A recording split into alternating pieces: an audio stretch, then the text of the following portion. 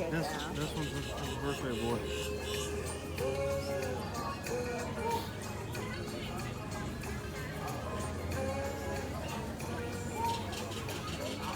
Look how tall that one got.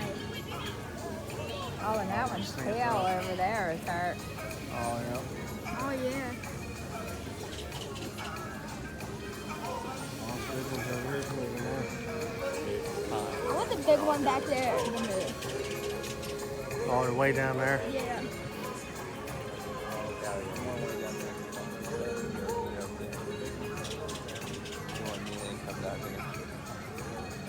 They know. Look at that little one.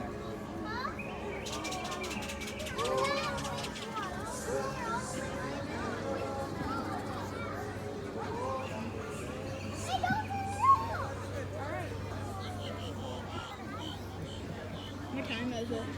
2 minutes till. Don't drop your phone.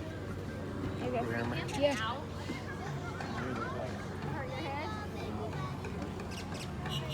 What? People. Oh. Those two are staring at me. Yeah, they think you look delicious.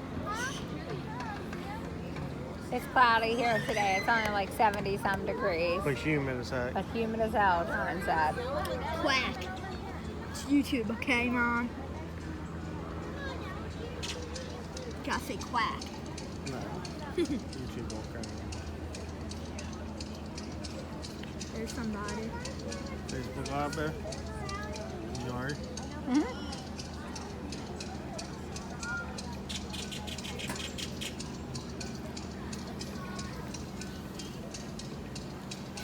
There's nobody on that last one.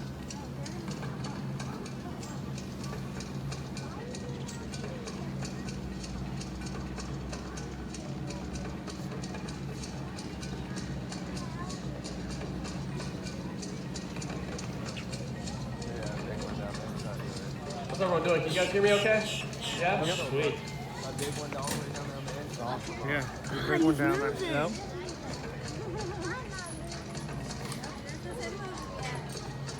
All right. All right, so how's everyone doing? You guys enjoying the park today? Yeah? Sweet, sounds good. Before we get started, I do have to go over a couple of rules just to ensure your safety and the animal safety here at the park. The number one thing we ask you guys is don't have kids on shoulders. This obviously we don't want them falling in or falling down on the dock or anything like that. So if you could keep them like kind of arm's length, anything like that's fine, or sitting on the railings, that's good either. We just want them to make sure that no one falls in with the alligators at this feeding time, so we hate for them to fall in there. Obviously, the alligator's going to run at them thinking it's food. Obviously, we'd hate for that to happen. But unfortunately, I can't start the show until kids are off shoulders. So we just asked you guys to do that. All right, sounds good. We're looking good. All right, and then the other rule we have is we don't want you guys running by the pumas or the hyenas. This could trigger their prey instinct. They might try to go after you, and they can't actually get to you just because the fence there, obviously, so they might take their anger out on each other. We'd like to avoid that best we can. Then the third thing we ask you guys is don't reach in there, try to touch their noses or poke them with any sticks or anything like that. We'd like to avoid that as much as we can. Obviously, you might lose a finger or two if you try doing that.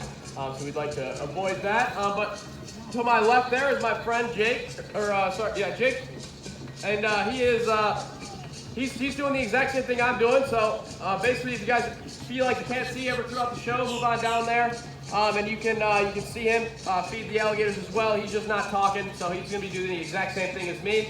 But after all that, I think is all set. These guys look like they're pretty hungry. You guys ready to see some alligators eat? Yeah. All right.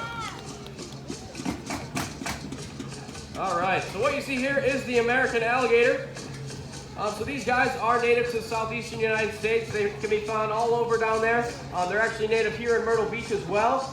You might find them if you go on a hike in your local wildlife refuge around here. You might see a couple alligators cruising around in some of the Waccamaw maybe, or a couple of the ponds around there. You might even find some of these guys in your swimming pool from time to time. Obviously, if you find one of them in your swimming pool, do not go swimming. Call pest control. They'll get someone there to take them out. But one of the first things you'll notice on these guys is they have these spikes on their back, these osteoderms they're called. They're actually bones.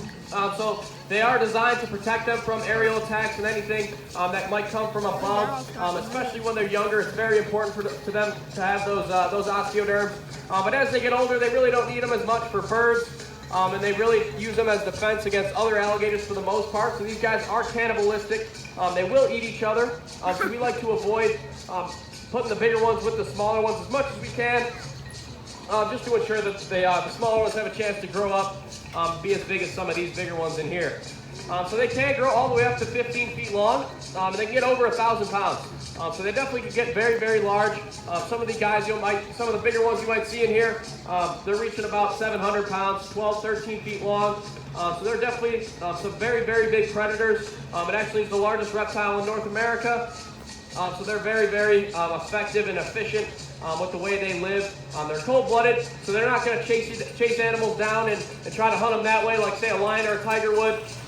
What they're really going to do is they're going to sit there real lazy, wait for something to come by, and then they're going to grab it with that big head. They got those real strong jaws. They actually are the 3rd strongest bite force in the world. And they're going to grab an animal with those jaws, drag it into the water, thrash it around, do something called a death roll. Have you guys heard of a death roll before? Yeah, a couple of you. So death roll is actually their version of chewing. So they're not like us. There we go, big jump there.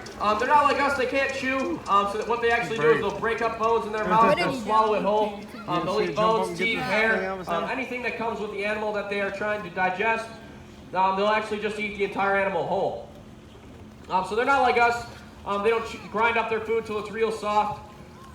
But you'll notice here when these guys are jumping, what they're actually doing is they're just using that tail. That tail is where they store all that muscle, all that fat that helps them hibernate or bromate throughout the winter. So throughout the winter they actually won't eat. They cannot eat for over a year if it came down to that. But usually they go about 6 months without eating throughout those winters when it's too cold to digest their food.